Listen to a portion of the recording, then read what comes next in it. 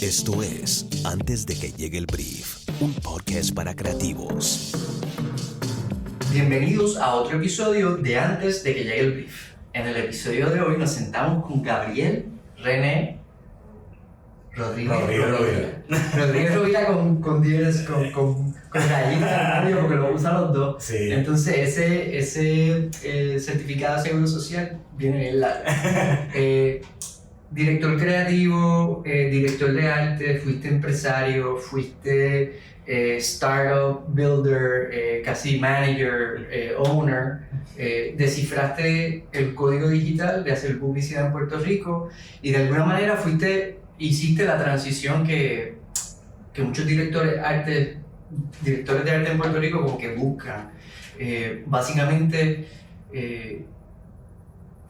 como que rompiste el código de la creatividad, ¿no? de lo que uno disfruta, ¿no? de la publicidad en Puerto Rico y de la publicidad en general.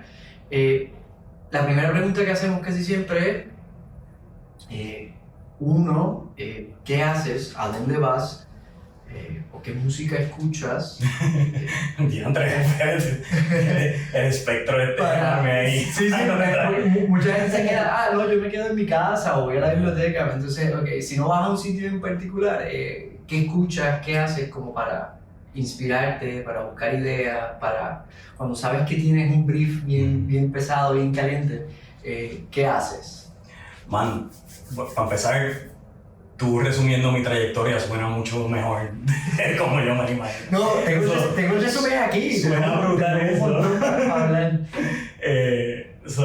Yo no me veo así, pero gracias, sí.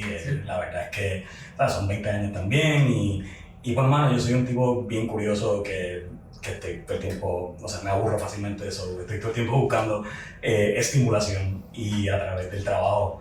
Y por suerte en la industria en la que nosotros trabajamos pues nos permite eso, nos permite como siempre estar buscando nuevas vías y aprender nuevas disciplinas, nuevos skill sets nuevos.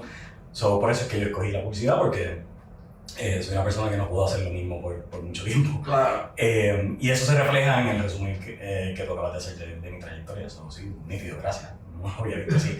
¿Qué yo hago? Mano, mi proceso es bien asimétrico y ¿Eres bien metódico? Al contrario, No, es totalmente asimétrico, no tiene no hay un proceso y es por cómo funciona mi cerebro. I ride the dopamine wave, yo siempre estoy buscando como que dónde hay dopamina, que me está dando un buen feedback loop. Claro. Y pues ahí eso lo percibo y entonces por ahí es que encuentro ¿verdad? Motivación y también pues ideas y las ganas de hacer las cosas. Soy ADHD severo, ya me empecé a medicar a los 39 años y dije, ¿por qué yo no hice esto el resto de mi vida? Claro. Pero pues eso afecta mucho, ¿verdad? La forma en que mi cerebro maneja los estímulos, pues afecta mucho la forma en que trabajo. Así que normalmente lo que trato de hacer es que siempre que llega algo y maybe, no lo tengo claro, sí, siempre hay una parte de research, siempre está, ¿verdad? Buscar esas tensiones, lo que sale del libro, que uno tiene que buscar tensiones y todas las cosas, y pues, siempre se hace eso, y sin duda es un proceso que todo el mundo debe seguir. Pero ya para el momento ya de ejecutar, de conseguir ideas, pues es bien diferente. Probablemente pues esa semana pues lo que me está dando hits de dopamina es cocinar y entonces me pongo a cocinar y ese es mi proceso. Claro. Otra semana estoy, qué sé yo, tengo una idea para escribir un cuento, pues me siento a escribir un cuento. Entonces, como lo que me doy cuenta es que en esos procesos, sin querer, el cerebro sabe lo que está haciendo. Y sin querer llego a lo que quiero, aunque no tenga ninguna relación. Puedo tener un cliente de salud y estar escribiendo un cuento de ciencia ficción y ahí encuentro la conexión. Lo que trato de hacer es siempre pues, buscar eso, cambiar el entorno para buscar la dopamina, buscar dónde es que está la motivación, dónde es que está la inspiración. Y entonces las conexiones llegan como parte, ¿verdad? de ese proceso en el que estoy no pensando en el brief, en que estoy pensando en cómo satisfacer mis ganas, mi motivación, lo que me gusta, ¿no? Como me satisfago yo, me lleva de vuelta al brief. No vas a ningún lugar específico, no escuchas nada específico que no sea lo que estás trabajando. Tengo como hay cosas que se repiten, ¿verdad? Por ejemplo, como te dije, cocinar es una cosa, que en la cocina yo encuentro mucha inspiración muchas veces. Cocinar ayuda un montón, a mí me pasa guiando, pero exacto. Hay veces que la música es lo que funciona, y entonces es como, pues, escuchar música. Otras veces es estar afuera, muchas veces, y eso es algo que no hago suficiente, honestamente. ¿Trabajas solo? Tu equipo, me dijiste, habíamos hablado una hora de conversación antes, me dijiste que tenías un equipo de ser tú, y eso es lo que te mantiene también motivado. Pues eso es una tensión, porque, o sea, yo tengo equipos que manejo, ¿verdad? O sea, recursos que manejo, pero no tengo un equipo mío, claro. que yo, o sea, que esté directamente. ¿Lo prefieres de esa manera porque te ayuda a pensar claramente o te obliga a sacar el trabajo? Lo he resuelto, pero si miro para atrás, creo que preferiría tener más gente. Y de hecho, una de las cosas que hago es engage con mi equipo. Yo tengo como mucha afinidad con el equipo de estrategia de la agencia. Okay. Y entonces, pues, una de las cosas que me funciona es sentarme con ellos, hablar, y maybe unrelated, pero ese proceso, ¿verdad?, humano, sí, a mí me hace mucha falta. Estar solo es un texato, tú sabes, es algo que le cuesta al cuerpo. Nada, se hace el trabajo y uno lo saca. Claro, hay que sacarlo igual, de todas maneras. Pero por eso te digo que yo tengo como esos otros venues que hay Engage, que es como, pues, exacto, pues, escribir, escuchar música, salir, caminar. El gimnasio también es una cosa que me ha funcionado un montón últimamente.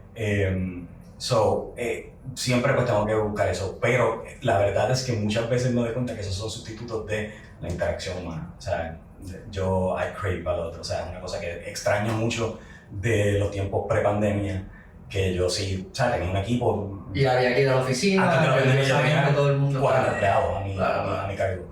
Y exacto, entonces ya después de la pandemia, pues sí hay un strain, yo lo siento mucho.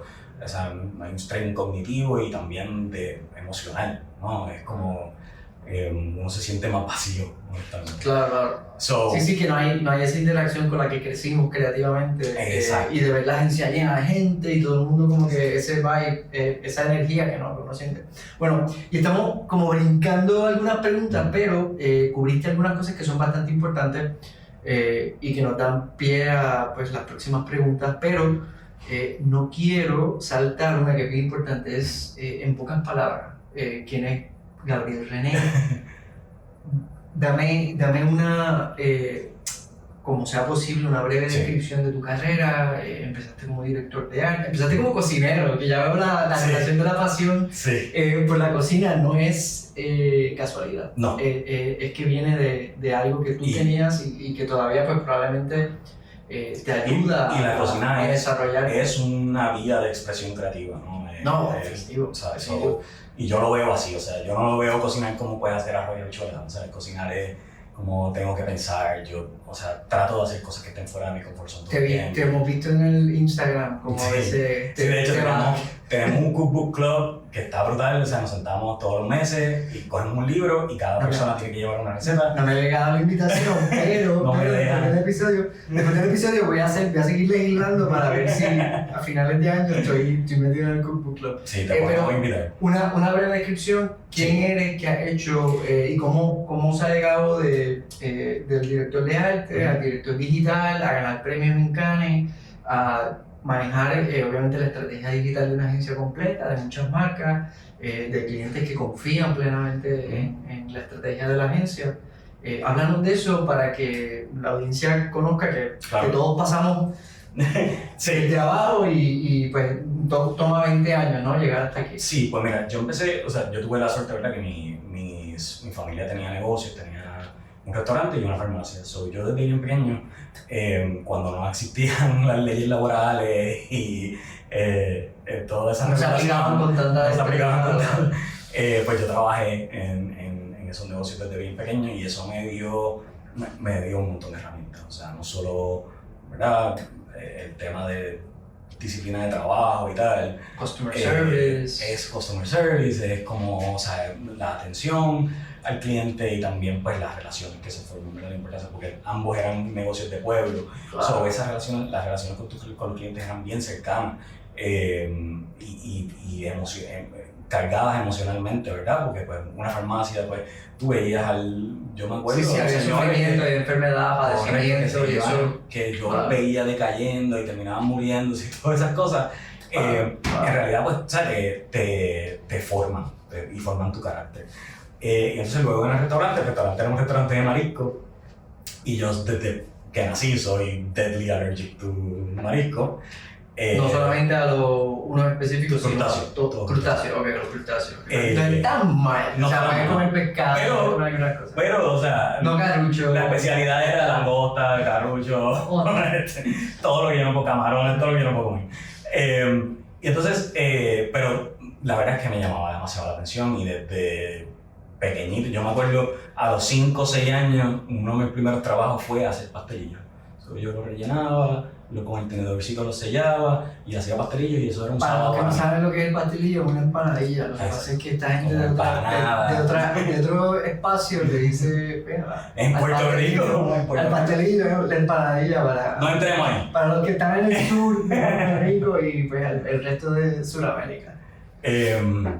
Entonces, pues de ahí, pues yo toda la vida trabajé en el restaurante y ya cuando fui adolescente, yo pues, la escuela no era suficiente estimulación para mí, so, yo tocaba batería, tenía bandas y toda la cosa, so, me fui full músico, terminé siendo como pro amateur, tocaba o sea, me contrataban para tocar en conciertos y toda la cosa. En la batería, sí. ¿Todavía tocas? No, lamentablemente. Eso, hay mucho encontronazo con la vida de pareja y la vida en residencial, o sea, es bien difícil, pero bueno, es algo que sí, que tengo y que siento que algún día tengo que volver. Yo tocaba batería y los fines de semana trabajaba full time en el negocio, en el restaurante, y empecé todo así, atendiendo la mesa, luego me pusieron de bartender, súper ilegal, pero era bartender, siendo menor de edad. Y entonces luego empecé a meterme a la cocina y tuve que aprender a cocinar con la tutela de la cocinera principal. Ella me enseñaba cómo sazonar las cosas, ¿verdad? Por medida, ¿verdad? Por ojo, ¿no? Y yo empecé a desarrollar esa masa muscular. Yo sazonaba y ella me decía, está muy salado, está muy soso. Y así desarrollé la masa muscular para poder, la memoria muscular para poder sazonar correctamente. Y entonces eso me llevó a terminar, tú sabes, trabajando en la cocina full time. Y ya el último año que yo estuve en high school, yo corría a la cocina, porque se fue el cocinero el que corría a la cocina. Entonces yo terminé corriendo la cocina del restaurante. ¿En cuántos años? Exacto. Eso lo digo como preámbulo porque es bien, se sostiene a través de toda mi vida, que cuando a mí me gusta algo es como yo no... Te obsesiona. Tú sabes, es obsesivo. Es bueno y es malo. Entonces ahora todo, hablaremos en un futuro de Supermarks, entonces ahora todo hace sentido. Todo.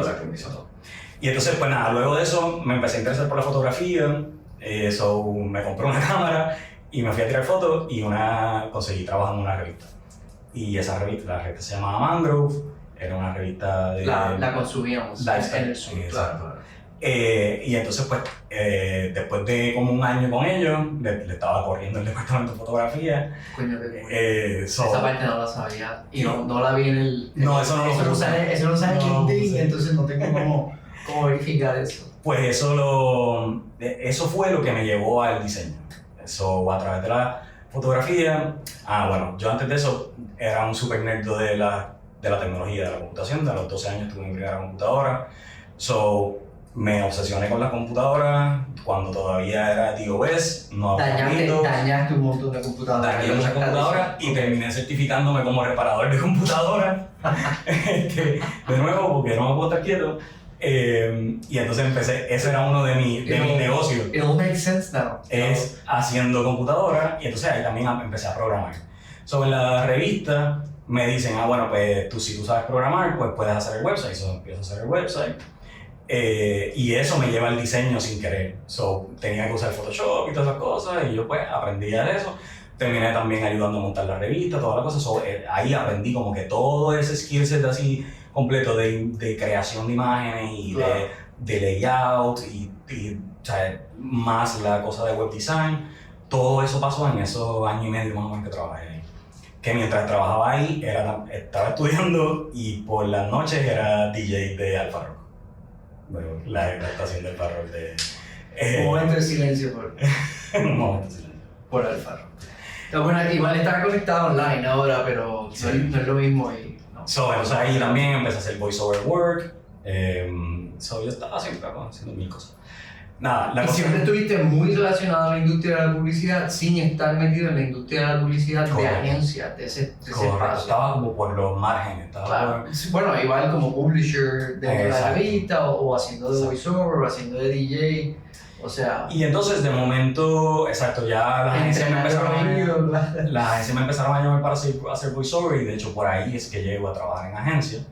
Que un día me llaman y me dicen, mira, que si para que vengas, para que te entrevistes. Y yo, ¿pero para qué? Pero ya graduado, estudiaste dirección de arte, nada. No, yo estaba estudiando cinematografía en la UPI.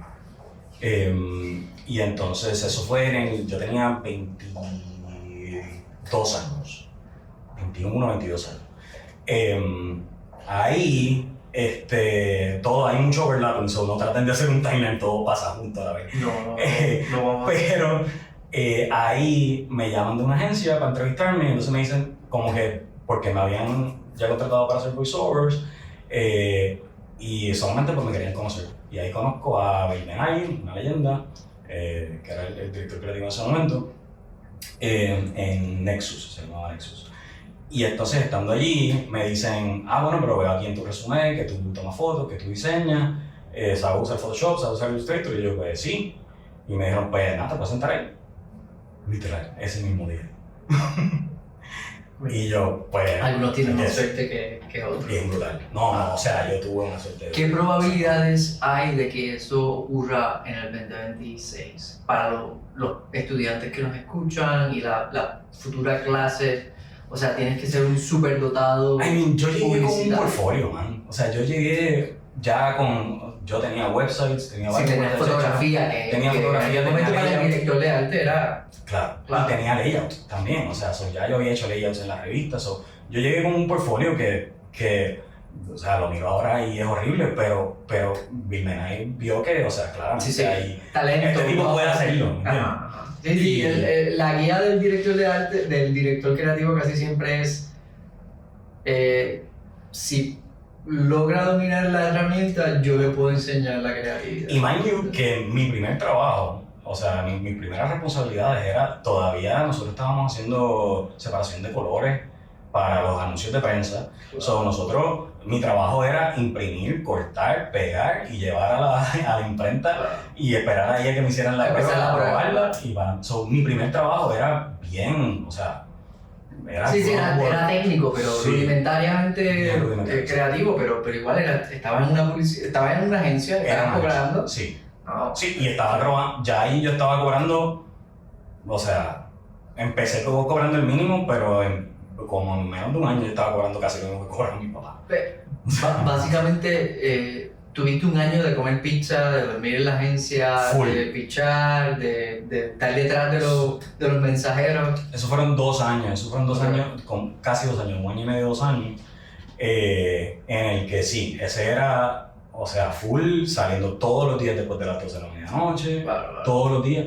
Porque pues, de nuevo, como mi trabajo ¿Eso en el Centro Internacional de Mercadeo? No, ellos estaban en Doral Plaza. Antes de eso tuve como 6 meses en una agencia pequeña de diseño, se llamaba Artefacto, bien nítida y aprendí un montón de branding, me encantó. Ahí yo desarrollé la pasión por el branding y es increíble. Y yo o sea, admiraba mucho al equipo que tenían una agencia que solamente hacía branding, solamente logos. En aquel momento, hace 20 años, O sea, era bien poco, se veía Estados Unidos, claro, era más de ayuda. Yo lo admiraba un montón, ahí aprendí un montón, pero como me cogieron pues, en Nexus, pues entonces, estando en Nexus, y ahí rompí noche. Eso era literalmente todos los días a las 12 de la noche. Yo salía después de las 12 de la noche porque precisamente mi trabajo era aprobar los artes finales que se iban a imprenta. So, yo tenía que estar ahí hasta que estuviera final, hasta que le cambiáramos. Nuestros clientes eran banco y supermercado. So, cambiaba el precio literalmente 1 centavo. Hay que hacer el cambio, enviar, hacer la separación de colores.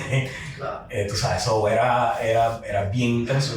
Eso fueron casi 2 años de todos los días prácticamente salir después de las 12 de la noche. O sea, era bien intenso. Pero, o sea, a mí yo estaba alucinando. A mí me encantaba eso. Para colmo también todavía estábamos como que en los últimos...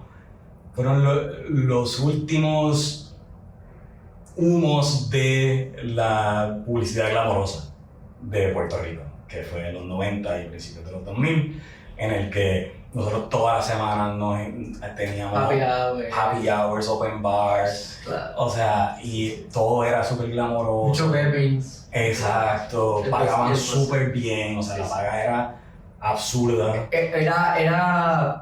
O sea, si lo ajustamos ahora era bastante buena en consideración, Sí. Pero en aquel momento también teníamos 20 años. Claro. Y no estábamos trabajando en algo que no nos gustaba, estábamos trabajando en lo que nos gustaba. Pero, o sea, yo me casé. So, en ese proceso yo me casé y yo podía, tú sabes, tener una pareja y vivir solo, claro, o sea, me podía independizar. So, o sea, literalmente yo me empecé a ganar casi lo mismo que se ganaba mi papá. Claro. Sí, so, que es una, o sea, ahora mismo uno lo ve y dice, wow. Sí, ni cerca, pero ni cerca. ¿Qué le pasó a la industria? para considerar, no para que me conteste, para considerarlo. Filosóficamente, ajá. Claro, que ha sido una evolución. Sí. Pero adaptado, estamos aquí, pasaste los años de Nexus, Ya. Aprendiste. Me fui de país, me cogieron como artista gráfico en ERC, que era otra agencia también local pequeña. Ahí tenía mucha cuenta política y ahí me picó la vena de la política, me gustó un montón. Teníamos las dos cosas que todo publicista odia, política y farmacéutica, y a mí me encantaba. Me encantaba, era súper intenso. Era un reto también diferente. De nuevo, es que es una cosa que es sin parar. Y a mí, yo necesito eso, yo necesito con mucha estimulación. So, eso me satisfacía y la política me gustó un montón, la verdad. Hacer política me encantó. Estar sentado en esas reuniones de estrategia, estaba fantástico. So, eso me gustó mucho. Sí, con estratega old school. Sí, uno aprende pensamiento de claro. cómo craft la comunicación, cómo, ¿verdad? O sea, las mejores maneras. Ahí empieza a aprender sobre las crisis de imagen, cómo resolverlas. So, ¿sabes? Ese pace. Aprendías a escribir. Claro. Claro. Y sobre todo a pensar como el consumidor, ¿tú sabes? A pensar y adelantarte al consumidor. So, ahí es donde están como que los primeros pasos estratégicos, o sea, de mi carrera estratégica, que ya no es simplemente ejecutar, sino adelantarme a lo que el consumidor necesita, a lo que quieren, y alinear eso con lo que mi cliente quiere, ¿no? So, esos pasos estratégicos, la política te ayuda un montón a tener esa visión y a tener esa sensibilidad, y sobre todo a que esa decisión la tienes que tomar súper rápido. O sea, los news cycles son 24 horas, o tú tienes literal horas para salir con un mensaje de comunicación. Para contraatacar, o para suavizar, o para convencer. O para adelantarte, o para atacar, por ejemplo. O sea, de momento tienes un piece of information que te sirve para atacar a tu adversario. O sea, tienes 2 horas para hacerlo, tienes 3 horas. Y eso era rompiendo la noche. Y había que comprar el medio, y había que separar el espacio, y había que preparar llamar a los medios para hacer la comunicación, la conferencia de prensa, empezar a activar, o sea, comunicarte con todos los stakeholders, los jefes de agencia, los alcaldes, todo eso. Y como agencia tenían fotógrafo interno, estudio interno, todos los elementos para sí, poder... Era una agencia que tenía, por lo menos con política, tenía bastante recursos. Claro. Eso fue ERC, estuve ahí 4 años. Después de ahí me fui, de ERC me fui a JMD. En JMD ya era director de arte bien tradicional, teníamos marcas como bien tradicionales. Ahí nunca hubo buena química, como a los 2 años me fui y me fui freelance.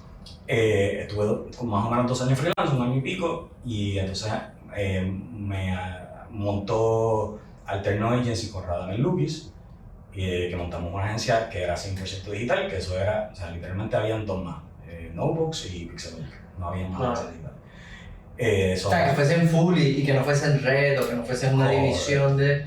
Y quiero puntualizar que hasta el momento tu training nunca vino de una red internacional, sino de agencias locales que estaban trabajando diferentes estructuras, pero también diferentes tipos de clientes, y eso fue lo que... Y peleando clientes, o sea... Learning from very different backgrounds. Sí, y una cosa, es bien interesante que lo mencionas, no lo había pensado, que sí, como en todas esas agencias éramos siempre el underdog y estábamos todo el tiempo como tratando de rasguñarlo de la... Claro, lo que la red dejaba era lo que podía... Y eso también es bien interesante porque te enseña, te cambia el mindset y tienes que desarrollar una herramienta bien diferente cuando tú tienes que competir con una red y ganarle. Claro. Eso te da un montón de herramientas y eso lo hicimos. Y nos pasó incluso después que en Alterno, que éramos una agencia literal, empezamos 2 personas, terminamos siendo 10 personas 4 años después. Y la gran estrella copywriter, ahora directora creativa, Lorena Verde, la bestia. Las historias de Lorena a mí me mataban los... Sí, nosotros documentamos todo eso. Lorena Verde es una gran... ¡Wow! Sí, claro, Lorena Verde era una gran de Alterno, ¿no? Tumblr, sí. Sí, de la estructura, era casi como que las cosas que ella decía, uno sabía ya que Lorena iba a hacer lo que ahora. O sea, no le quedaba duda ni a ustedes como equipo, ni a los que estaban de audiencia en aquel momento. Decíamos, anda, pero es que Lorena tiene personalidad creativa. Y de ahí también salió Paloma Maimí. Nosotros fuimos el primer trabajo de Paloma Maimí, que hoy es una de las heads de comunicación de L'Oreal. Mira, qué cool, son 2 estrellas. Raw talent, claro. Y literal las contraté yo. O sea, yo las buceé. Se siente las contraté. Claro. Estoy súper orgulloso de yo. Las amo, me parece que son fantásticas. Claro. También yo contraté allí a María Corral, que es actriz ahora en Madrid, también publicista. O sea, no es casualidad. Por ahí pasaron, por lo menos esas 3 que son bien exitosas y excelentes en su trabajo, mejor que yo. O sea, son brutales. Sí, entonces después de ahí me llama Explorer Media. Y esto es fuera de la otra agencia. Sí, ya. De Alterno. Me voy de Alterno porque Explorer me llama para que yo monte una agencia. Ya, y Alterno vendes. O sea, porque ahí tenías como un ownership o... Eso, vamos a dejarlo ahí. Ahí, ok. Pero sí, o sea, me desligo de Alterno. Y entonces me voy a Explorer, que ellos cogieron la cuenta de turismo digital. De Puerto Rico. De Puerto Rico. Okay. La cuenta digital de turismo de Puerto Rico. Y claro, necesitaban la operación. Claro, entonces ellos eran literal 2 personas, 3, y necesitaban pues hacerlo bien. Y me llamaba mi padre y yo le monté toda esa operación. Exactamente lo que tenían en Alterno, es duplicable, proceso replicable, claro. Y entonces, mucho más sofisticado también, porque... A escala, ¿verdad? Tú sabes. Sí. Y los la escala de turismo también tiene presupuesto. Son enormes también. Y ahí el trabajo era rehacer, como que traer el website y la presencia digital de turismo de Puerto Rico, traerla al nuevo milenio. Tú sabes que todavía estaba súper atrasado. Y entonces ahí hicimos, por ejemplo, ese website es uno de los más... Una de las pesadillas más grandes todavía. Pero uno de mis mayores logros. O sea, para ese momento, por ejemplo, hicimos varias cosas que eran unheard of, que nadie había hecho. Por ejemplo, el contenido era completamente dinámico. Cada vez que tú dabas refresh, se generaba una nueva página y las imágenes salían de Instagram, Twitter y Facebook. So era User Generated Content, que eso no existía hace tiempo todavía. Claro, o sea, así como UCG. Nosotros hablábamos por API, también eso ya no lo permiten, pero para ese tiempo eso era el Wild West. Y nosotros hablábamos y todo el contenido era de personas teniendo esa experiencia aquí en ese momento, de turista. Y entonces además también hicimos por primera vez TripAdvisor, teníamos toda la página, reviews de TripAdvisor, que eran también real time, que salían de TripAdvisor. Eso, ellos no ofrecían eso hace tiempo, lo empezaron a ofrecer después que nosotros se lo pedimos. También entramos por primera vez en un Booking Engine, que nunca Puerto Rico había tenido un Booking Engine. Y que ya no lo permite por legalidades para hacerlo, pero nosotros siempre hemos tratado, porque lo vimos una vez y dijimos, es que debe ser posible, es que debemos tratarlo. Correcto, ahí no había una vida. Eso, hicimos eso, ese fue lo más grande. Ahí estuvo brutal, esa experiencia era todo política y viajé a toda Latinoamérica y Estados Unidos trabajando con ellos en ese contexto, haciendo muchas campañas políticas para presidentes, para gobernadores, para senadores. Trabajé en México que yo llegaba y venía una guagua blindada con escolta y toda la cosa. Toda la película. Claro. Entonces después de ahí me voy para Infopágina. Infopágina fue, como yo decía, yo necesito como una experiencia business. Yo necesito ya de verdad mirar el business side de esto. He estado demasiado tiempo como que en la parte, en realidad todo era creativo y producción, exacto. Yo quería aprender del negocio y entonces monetización como tal. Correcto. Infopáginas tenía, ¿sabes? Una empresa que tenía 3.500 clientes, 300 empleados, yo tenía a mi cargo 40 empleados, manejaba un presupuesto de $2 millones. ¿Sabes? Es como que yo decía, yo necesito esta experiencia de ver en realidad cómo es que se hacen las cosas, de todos los quarters presentarle al board, todo eso. Claro. Lo pasé, lo viví, lo aprendí, 4 años, dije, ok, ya, necesito volver. Y entonces ahí... Uno le llama así, necesito volver a lo que me gusta. Sí. Y siempre he dicho que es así como se siente la experiencia y dice, esto era, pero no es lo que yo quiero. O sea, claro, son cosas que tienen que pasar, ¿verdad? Igual nos pasa con las relaciones y todo. Hay cantazos como se tienen que dar y aprender. Ahí me llama De La Cruz y cuando nos sentamos es como que yo digo, pues perfecto, yo nunca he tenido precisamente una exposición a una red global y toda la cosa, aunque De La Cruz es local, pero pues tiene esa afiliación con Ogilvy. Y yo dije, mano, esto es lo que yo necesito ahora. Y, mano, desde que llegué, eso es brutal. O sea, en ese momento el director creativo era Rafa Reina, un colombiano, que viene que la rompió, está en México. Ahora está en México, en Ogilvy México, y está haciendo un trabajo fantástico. Ogilvy, Miami, está bajo su supervisión con Florida, con México. Y entonces pues con él pues hicimos ahí un montón de proyectos bien nítidos, ahí salió Live Trackers, salió Reusers, proyectos que ya como de verdad yo sentía, ok, esto está pushing my comfort zone. Global, claro. Y pues ahí aprendí un montón. Y entonces él se va y entonces ahí como todo empieza un poco a cambiar, ¿verdad? Mis roles empiezan a cambiar un poco y llego a donde estoy ahora, en el que pues aunque sigo dirigiendo, ¿verdad? Toda la ejecución digital, pues ahora mis responsabilidades son un poquito más broad. Estoy de nuevo pues, mirando procesos, mirando educación de los empleados y repensando overall. Y de clientes, te metes más en el lado de handholding con el cliente. Correcto. Sabemos cómo funciona la estructura, no solamente en Puerto Rico, sino en el resto del mundo, donde un cliente bueno es promovido, ascendido cada 2 años, 1 año y medio, y eso te obliga a entrenar al próximo cliente a que llegue al éxito del que estás reemplazando, pero empezando desde cero. Esa parte, ¿cómo la manejas ahora desde tu posición? Sabiendo que también tienes que supervisar, pues obviamente, el IQ creativo digital de los empleados internos, pero también de los externos. Sí,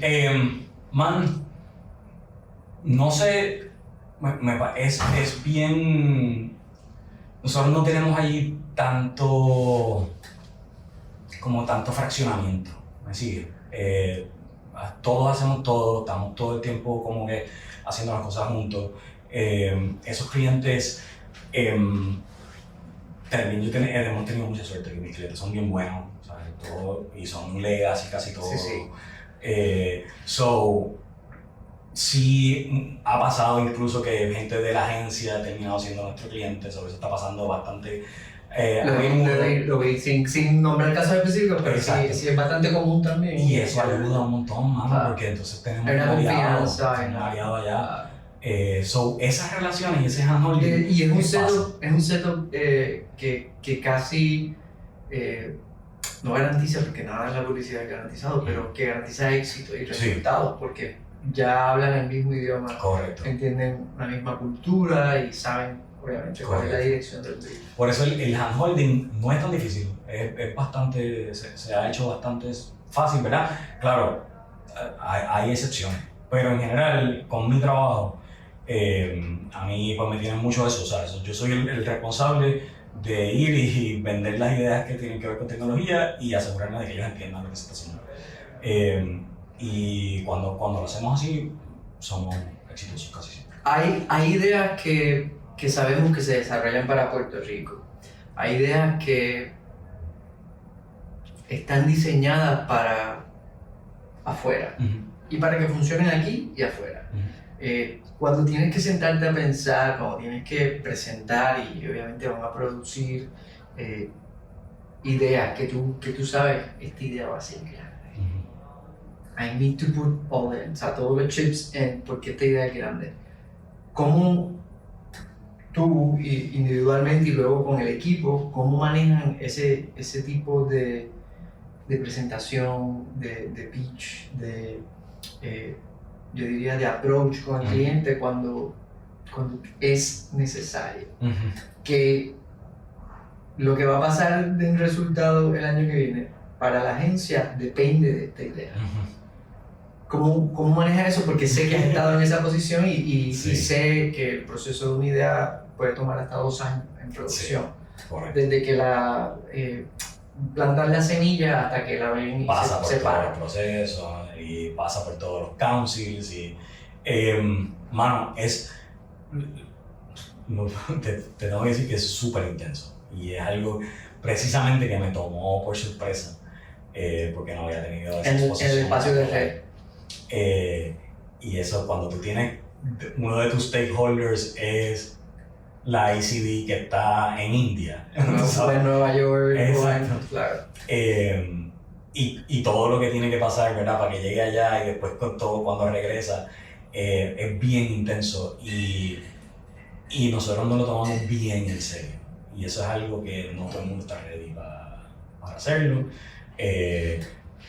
Y yo, o sea, si te soy honesto de nuevo, yo no había tenido esa exposición, yo siempre he sido de hacer cosas como que bien reales, bien, o sea, que el turnaround son rápidos, ¿no? Y entonces esto de tener que esperar 2 años para ver una idea, tú sabes, pasar y pautar y verla hecha, it takes a toll, mano, o sea, emocionalmente es bien duro para mí. No, esto no hace para todo el mundo, pero para mí, que yo necesito quick feedback loops, esto es duro y tú sabes, es algo que involucra yo tener que mucha meditación, mucho respirar, mucho no querer que mucho dolor de cabeza te da la publicidad. Es bien duro, sí, porque por eso, o sea, eso tienes que parar 2 años. Y no, por lo que te decía es que nos lo tomamos bien en serio y sobre todo el director creativo nuevo Sebastián es bien, o sea, dice, o sea, esto tiene que pasar, a mí no me importa cuáles son los constraints, o sea, esto tiene que pasar, so, para mí es bien difícil, muchas veces, porque hay veces que la tecnología no ha llegado a esa idea, ¿me entiendes? Hay veces que la física no ha llegado a esa idea, y yo tengo en mi responsabilidad entonces, ok, ¿cómo le damos la vuelta a esta idea para que sea ejecutable, para que sea doable con los recursos que tenemos y con el estado de la ciencia? Porque al final en tecnología, tú sabes, es 1 y 0 y no da para más nada. Y hay veces que tenemos que repensarlo y entonces ahí ese conflicto es es intenso, pero a la vez saludable, ¿no? Porque pienso que de ahí es donde se soban las ideas y salen las ideas que son, sobre todo, más reales. A mí lo que me gusta de eso, es que al final maybe la idea no es la que la bella y, tú sabes, out there y moonshot que me tiraron, pero es una idea real, que es lo que yo siempre trato de llevar con mi trabajo. Es como, mano, o sea, está bien, hay cosas que hay que hacer para premios, pero they need to work for someone. Claro. Un ejemplo es, por ejemplo, el año pasado lanzamos Car Parts for Life, que fue una campaña que igual estuvo un año dando vueltas, tuvo 1000 versiones, y al final la versión que salió, a la semana nos llamó alguien diciendo, mira, gracias a ustedes conseguí un riñón. O sea, ya. Claro. Ya. Sí. Mi trabajo está hecho y work for someone. Hizo la vida mejor para alguien. Para mí eso es súper importante. No quiero dejar pasar la oportunidad de hablar de que estamos dentro de una bóveda de un banco en el Piloto 251, porque este es el más random de todos los escenarios que he tenido. Esto es una bóveda del banco, pero pasando a la página y mencionando eso, Gabriel, ¿te das cuenta que la creatividad después de 20 años es no la que genera todas las ideas, sino la que busca la manera de vender las ideas que generaste? Y ese es el vivo ejemplo de ese sufrimiento de pasar por todos los espacios, por todos los niveles, por todos, obviamente, los layers que tiene una compañía, una organización creativa global como Ogilvy, ¿no? Pero dejando eso a un lado, ¿cómo te sientes tú como creativo luego de 20 años de experiencia, todavía sufriendo los bebés, las pequeñas ideas, el día a día de ser un creativo, que también, pues, obviamente tiene a cargo desarrollo digital, estrategia para comunicación digital, y luego, pues, cómo se incorporan los otros equipos de la agencia, ¿no? El arte tiene que estar atado a qué, la comunicación, la compra de medios, el plan, performance, o sea, cuáles son los resultados que estamos prometiendo. Desde tu punto de vista, ¿eso se ha facilitado, ha mejorado porque tenemos más data, o se hace más complicado porque todo el mundo sabe lo que tiene que hacer y eso en algún momento es como, pues entonces, Sí. ¿qué te toca a ti? Wow. Yo he pensado en esto. Yo lo pienso todos los días, Sí. porque digo, pero, o sea, ¿cómo hago la diferencia? Sí. Déjame ver si te entendí, ¿verdad? Si te puedo responder. Yo he pensado en esto, sobre todo en estos últimos 2 años que soy el líder del AI Council, entonces tengo que estar precisamente evaluando herramientas, Viendo mañana. evaluando procesos y diseñando lo que va a hacer la agencia con estas nuevas herramientas. Sobre todo algo que yo pienso mucho, y desde el frame que me lo pusiste me parece bien interesante, porque la verdad es que cómo me siento hoy versus cómo se sentía el Gabriel de hace 20 años, no muy diferente, man. Pienso que el ecosistema ha cambiado, las herramientas han cambiado, las cosas a las que tienes acceso han cambiado, pero sin embargo, el drive que necesitas es el mismo. El skill set que necesitas The basics. es fundamentalmente el mismo, Claro. aunque es fundamentalmente el mismo, sí. O sea, lo que cambia es la forma en que tú usas las herramientas que se han ido desarrollando y a las que tenemos acceso hoy. Pero fundamentalmente, lo que yo tengo que hacer día a día no es muy diferente a lo que yo hacía hace 20 años. O sea, sentarme, pensar, solucionar un problema de comunicación, solucionar un problema de negocio. Pero yo le puedo enseñar eso en una clase teórica a los estudiantes de Sagrado, de la UPI, de la Católica, de todas las instituciones. Yo no le puedo enseñar a ser curiosos a la gente. No. Y eso es algo con lo que tenemos que vivir. Yo se los digo a todos. Hay frameworks, hay metodología, hay procesos y eso se... O sea, mira, sea red o no. Mira a mí en esta conversación que hemos tenido, como yo no sigo ningún framework, ¿me entiendes? Los frameworks están hechos pues, para que tener algo en el papel, pero al final, eso porque, es lo que tú haces. porque algunos clientes prefieren ver un framework que ellos puedan entender y que ellos puedan Claro. discutir con sus supervisores. Pero cómo tú llegas, ¿verdad? De punto A, que es el brief, a punto B, que es el delivery, it really doesn't matter cómo tú llegas, qué framework utilizas. It really doesn't matter. Lo que importa es que tú tengas la capacidad, la curiosidad, la inteligencia para deliver lo que el cliente necesita. Lo que la audiencia Connection necesita. dots que están por ahí flotando. Tuviste, ya llevas 5 o 6 años dentro de la red y tuviste muchos más años fuera de la red. ¿Prefieres un proceso sobre el otro? ¿Crees en la estructura de la red versus la independiente, la más pequeña, la agencia local? ¿Qué tú recomiendas y cómo lo ves? Porque también fuiste estudiante de la publicidad y abriste tu propia agencia, entonces tuviste que implementar un sistema u otro, ¿no? Se acerca más al de la red, se acerca más al del free flow thinking y muchos hats para todo el mundo.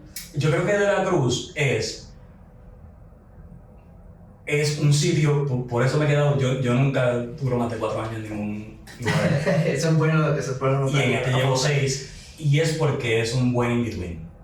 O sea, está entre medio de ser el hustle culture de la agencia pequeña, Get dirty, you get dirty with. con la estructura de la red, y yo creo que ese setup, que punto no todo el mundo lo va a tener, pero ese setup a mí me ha funcionado, o sea, a mí me gusta. No sé cómo sería, ¿verdad? Estando full en Oil New York, no sé cómo yo reaccionaría a ese nivel de estructura, porque cuando estoy en los procesos de council, Nota la rigidez. Sí, Sí, hay diferentes paredes. y tú sabes, literalmente es un peaje que tengo que pagar, ¿me entiendes? O sea, el cuerpo lo siente. Y de nuevo, es por ese drive que yo tengo de yo necesito estar haciendo cosas. A mí si tú me tienes mucho tiempo como pensando o vendiendo y de momento yo paso un periodo en que no estoy haciendo, ensuciándome las manos, me empiezo a desconectar, ¿sabes? Literal, no funciona. Yo necesito... Bueno, ya saben la fórmula, quien sea que supervise a Gaby, mantengan el leash ahí y pónganle más brief, aunque estén vacíos dentro del escritorio. Literal. ¿Te acuerdas cuando llegaban los sobres en Manila? Sí. Póngale sobre en Manila, he'll know what to do. Yo necesito tener esa presión, ese monstruo ahí encima mío. ¿Hacen timesheets todavía? No. No, gracias a Dios. No, o sea, estuvieron, o sea, me amenazaron con votarme 1000 veces. Y yo dije, es una cosa que no va a pasar, tú decides. Claro. Tú decides qué tú prefieres. Y al final tenía una muchacha que era como mi asistente y ella me la llenaba. Pero ya de hecho, ya De la Cruz está Sí, claro. facing out los timesheets, que yo pienso que es algo que tienen que hacer todas las agencias ya. No tiene ningún sentido y todos los clientes ya cobrar por hora. Sí, es un modelo recipe for claro. disaster y todo el mundo se está seteando para el peor outcome posible. No solo las agencias, sino los clientes también. Sí, es un modelo que sabemos que ya hoy fracasó. Esta es la segunda parte de la entrevista. Después de varios cambios de sets de Wi-Fi, nos botaron de la bola. Entonces, nos quedamos en una pregunta bien importante. El proyecto más importante para ti, que te levantó pasiones, que te causó más dolor de cabeza, pero también que te dio más recompensa, así como habías hablado de parts, car parts. ¿Fue sí. ese o si me lo estoy inventando o si no, ese te voló más la cabeza del supermercado? No, ese estuvo en el video. Lo que personalmente cuando tú tienes un impacto sobre la supervivencia de otra persona, pues de momento las cosas tienen un poco de sentido. Le das más valor y... Claro, sí. Pero yo creo que en realidad el proyecto como que para mí ha sido más satisfactorio ha sido las dos partidas en Turing. de por sí yo tengo mucha afinidad con esa industria, con la industria de turismo, porque me parece fundamental para el bienestar económico del país, ¿no? Porque una industria de turismo robusta funcionando correctamente. Que no, nos ganaste la cuenta a nosotros, que pichamos. Sí. Y eso en los dos legs de turismo, primero con Explorer que hicimos el boxeo, y hicimos toda la comunicación también de social de ellos, que a nosotros no nos dieron ni $1 para pauta, y nosotros crecimos la cuenta de Facebook de Puerto Rico de también como 100,000 followers a más de 1,000,000 y todo eso fue orgánico. Entonces eso pues ser parte de ese esfuerzo que incluso no me acuerdo Alejandro García Padilla en ese momento que tenía un gol, un objetivo de aumentar el producto, lo que aporta el producto intermedio en el sector de turismo en un 4%. Wow. Súper ambicioso. Y durante ese 4 años llegamos al 7%. Y haber sido parte de eso me creció esa falla que me dio de satisfacción, me sentí súper orgulloso porque no fui yo solo, que nosotros una agencia de récord, su trabajo total, que también daban camps, varios camps. Ahí fue el primer camp en el que yo estuve involucrado, fue ahí. Sobre eso estuvo ya entonces la segunda pata, que fue más recientemente, cuando entonces nos dan Puerto Cristiano, ya existía el DMO, así que ya no solo te podían hacer la comunicación para el exterior, sino para el interior, pero entonces fuimos Puerto Cristiano y ese trabajo fue bien bello, bien intenso. Bien bonito, porque o sea, nuestra encomienda era mapear toda la isla, todo el ofrecimiento turístico de la isla en una sola plataforma. Y fue súper doloroso, súper intenso, pero logramos hacerlo y me acuerdo que ese pitch que yo hice para ganarnos la cuenta, literalmente la directora de marketing, Alexandra Ruiz, que también es una persona fantástica, que creyó en nosotros desde ese primer día, de general, cuando nos dio la cuenta me dijo, yo los cogí a ustedes y solamente nos dio la digital, no nos dio creativo. Nos dio solamente digital y me dijo, yo los cogí a ustedes por ese pitch que hizo Gabriel y yo necesito que ustedes hagan eso mismo, así que claro. Y vamos, 2 años después lo hicimos, empezamos con los websites, con el map nativo, gamificamos toda la isla, la gente puede ir y hacer check-in haciendo tapping en los destinos, y con eso se convierte en un currency digital con el que pueden cambiarlo por premium y por goodies y merchandise. So, literalmente, o sea, haber hecho eso en parte, que después de a los 2 meses tuviéramos 500,000 check-ins alrededor de la isla, que yo puedo mapear cómo un turista puertorriqueño se está moviendo en la isla, a qué destino está construyendo, toda esa data que se puede recoger de ese esfuerzo. Yo pienso que es súper importante y lo espero, ¿verdad? Ya lamentablemente nosotros, y espero que lo estén usando porque el objetivo de ese trabajo era tener datos para saber cómo se comporta el de aquí y el de afuera. Y el de afuera. Claro. Cómo se comporta y cómo podemos mejorar nuestro crecimiento turístico teniendo datos de movimiento. Y yo espero, ¿verdad? Eso es lo que yo quería. Yo decía, mira, o sea, ahí podemos ver qué áreas están rezagadas, y podemos darle más recursos a esas áreas, mejorar el ofrecimiento turístico. So, la verdad es que ese retorno fue con turismo, con la industria del turismo, con todas las oportunidades que tuve, ha sido lo más que me llevo, ¿verdad? Y hablando de ese tipo de cosas, sabemos que este año ha sido histórico para el turismo en Puerto Rico por las razones que han sido, ¿no? El turismo musical y los eventos de Bad Bunny. Para hacer exactamente lo que tú visualizaste creativamente, ¿cuál sería el budget necesario, real, que necesita una cuenta como turismo para poder operar en la magnitud de las ideas que existen localmente? Antes de responder, voy a ver si puedo cambiar el micrófono. ¿Por qué? ¿No te cogió la mano? No, me está diciendo que estoy cogiendo el del MacBook. Yo estoy cogiendo el que es, pero tú estás como mal. Eso no se va a haber escuchado entonces. No, se escucha y se registra, pero son cosas que no sé por qué él decidió, el person practice decidió cambiar. No eres tú, sí soy yo, los settings.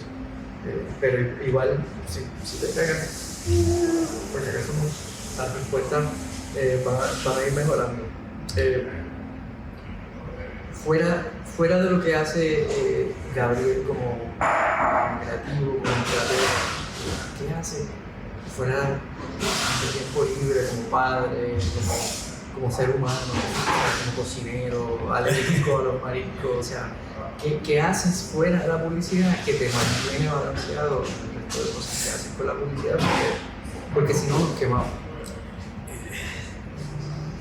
Yo no sé si tú es un struggle constante. Hay veces que estoy balanceado y otras. Ya he mencionado algunos, ¿verdad? O sea, claro, y hemos dado pistas de lo que haces para. Pero, por ejemplo, esa es una cosa que, ¿verdad? Llegamos a esta edad y empezamos a ir para atrás y las decisiones que tomamos, que debimos y no hicimos. Y una cosa de la que yo siempre regreso es a la ciencia. Y me doy cuenta también que eso es algo que me ayuda a centrarme. Últimamente no, en los últimos años, he tratado de conectar de nuevo con la parte más nerd también, que es algo que suprimí, maybe, en el hustle de, tú sabes, de estar up to date con el trabajo. Pero entonces últimamente el estar más conectado, ¿verdad? con las cosas intelectuales, ¿verdad? Últimamente pues, estoy leyendo filosofía, estoy leyendo lingüística, estoy leyendo obviamente ciencia de computación, sobre todo estoy como conectando con esas partes que son más densas y he encontrado que eso me está ayudando a centrarme bastante. Una es esa, una es nerviar y también hablar con gente que igual de manera que yo, es algo que me ayuda a establecer. Aparte de eso, mi hija, por supuesto. Mi hija también es fundamental, es una testimonio. Ella ahora va a cumplir 15 años y por suerte salió igual de edad que yo, mientras yo pueda tener conversación con ella, como si fuera filosofía, sí. Full filosofía, ciencia, o sea, estamos hablando todo el tiempo de física, de química, y además, pero que también ella es artista, ¿no? Se parece tanto a mí que... Eso es bueno. Sí, o sea, creativamente eso. Ella es mejor que yo, porque ella, a diferencia mía, que yo soy mucho más, digamos, inestable o menos estructurado. Yo soy una persona bien como emotiva y actúo por impulso. Mi hija es como súper bien organizada y ella se pone una meta y no para hasta que la logra. Pero igual de ambicioso. Correcto, ella es bien ambiciosa, demasiado ambiciosa. Y así, ella ahora mismo está cogiendo baile, está cogiendo actuación, está cogiendo una clase de STEM, está escribiendo también, le dio un cuento de cosas y no para. Igual está. Pero ella se le hace bien fácil como que estructurarse y hacer una cosa, ¿verdad?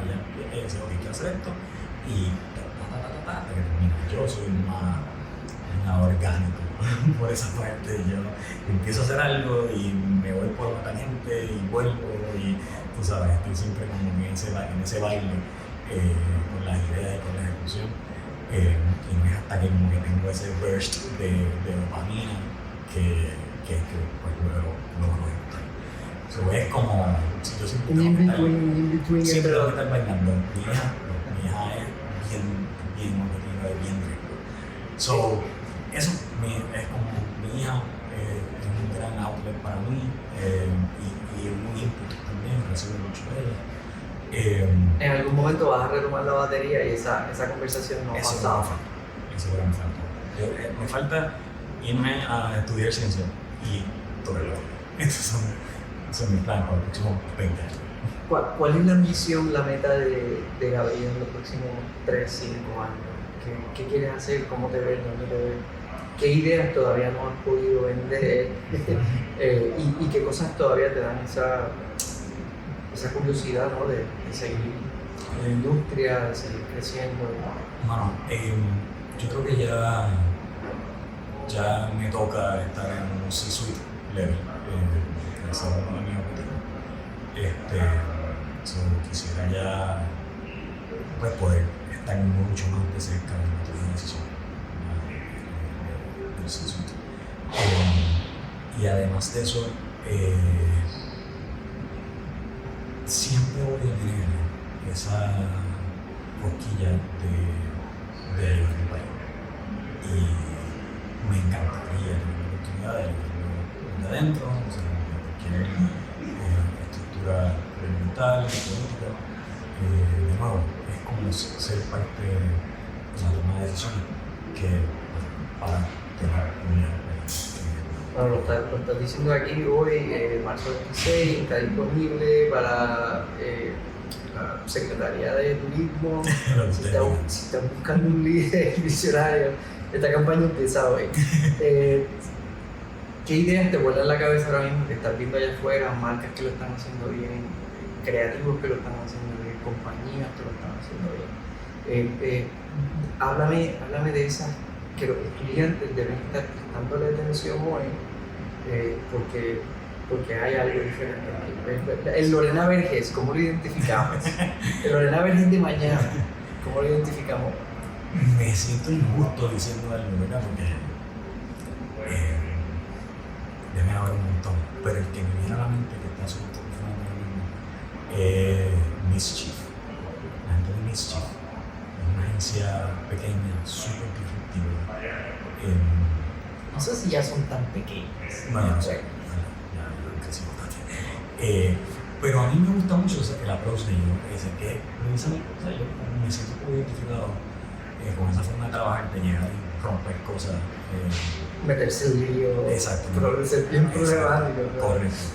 Ese approach a mí me llama mucho la atención y pienso que es fundamental que ese tema, maybe ellos no van a ser exitosos, maybe ellos terminan siendo una agencia como cualquier otra, pero pienso que son approaches y conversaciones que se tienen que estar teniendo porque la disrupción de nuestro modelo de negocio, yo creo que ya puedo decir que es inevitable. Va a venir una disrupción importante. En que sí, la que monetizamos, trabajamos, creamos, facturamos, o sea, esto es un negocio igual. La industria se tiene que repensar y yo pienso que gente como Mischief está teniendo esas conversaciones incómodas como las de revenue sharing, como las de performance driven, intercambio, ¿verdad? Que sean performance driven. So, yo creo que por ahí esa es la única que digo. Hay que mirar lo que están pasando y ver qué tú puedes hacer, qué de ellos, qué de ese pedacito que tú puedes sacar, que puedas implementar en tu día a día para experimentar, para explorar. Y yo estoy haciendo mucho con mi cliente, es como siempre estoy empujando a hacer experimentos y digo, mamá, esto puede ser una película, ya no me importa nada, hay una oportunidad para hacer algo diferente, dame un break. Y esa es la relación, la confianza. Ya lo hiciste, ya le demostraste algo, es mucho más fácil que pongan ese proyectito en tus manos y te digan, ok, algo que tú quieras. Y pues es difícil porque va a ser bien difícil pues, alinear a todos los stakeholders, no solo el cliente, sino al board con el que tú trabajas, o sea, a tu jefe.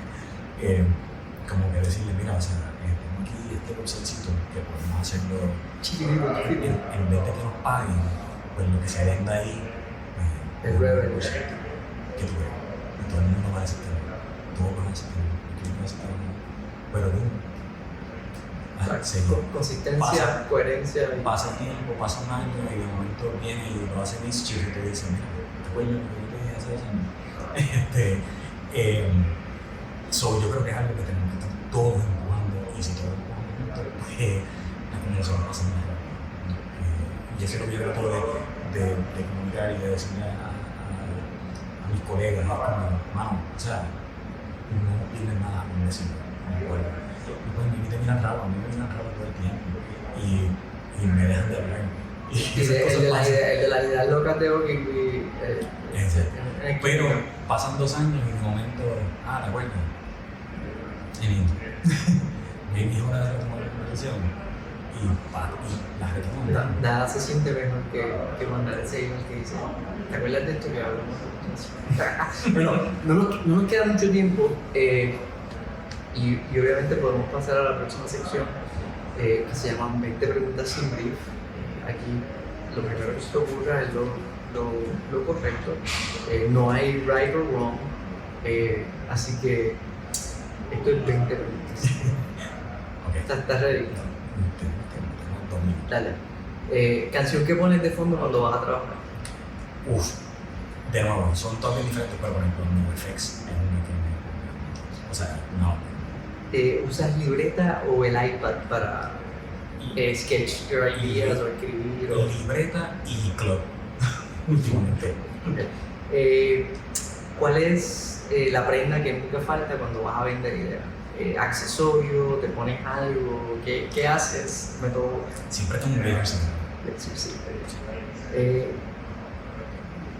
La película que más te inspira, película favorita. Ahora mismo, de verdad, Project Hail Mary. It's amazing. No he podido ir a verla, pero salgo hoy a verla. Me hizo sentir como un niño de nuevo, me hizo sentir como cuando vi Star Wars, como cuando vi E.T., pero no me la cagué. 2001.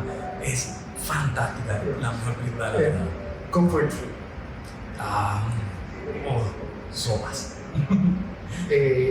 Si pudieras irte de copas con un director creativo clásico, viejo, nuevo, en el futuro, en el espacio, en el pasado, tú sabes sería? Todavía vivo en nuestra... vamos a hablar del video. La próxima. El arte, las paredes de las t-shirts. Casas de café al día. Vans o Adidas. Adidas. ¿Tu color favorito? Onitsuka, by the way. Onitsuka full auspiciada. Auspiciada. ¿Qué le dirías a tu joven? A mí. Tu joven. El joven Gabriel. ¿Cuántos tabs? Probablemente mucho que tienes abiertos ahora mismo en tu Chrome. Tengo buena disciplina, como 5%. Sí. Con eso terminamos. Gabo tiene gran video, vamos a seguir hablando, pero este es el final del episodio. Gabo, muchas gracias por tu tiempo, por la paciencia, por el espacio, por compartir piloto con nosotros. Gracias a ti, Alberto, te admiro un montón. Muchas gracias. Tiene una trayectoria salvaje y este esfuerzo. Estoy tan a la vez orgulloso y envidioso. Me encantaría hacerlo. Lo estamos haciendo. De verdad, me siento como un niño. Gracias por el ratito, bueno, la pasé bien, por el cacho. Así que muchas gracias y nos vemos en el próximo episodio.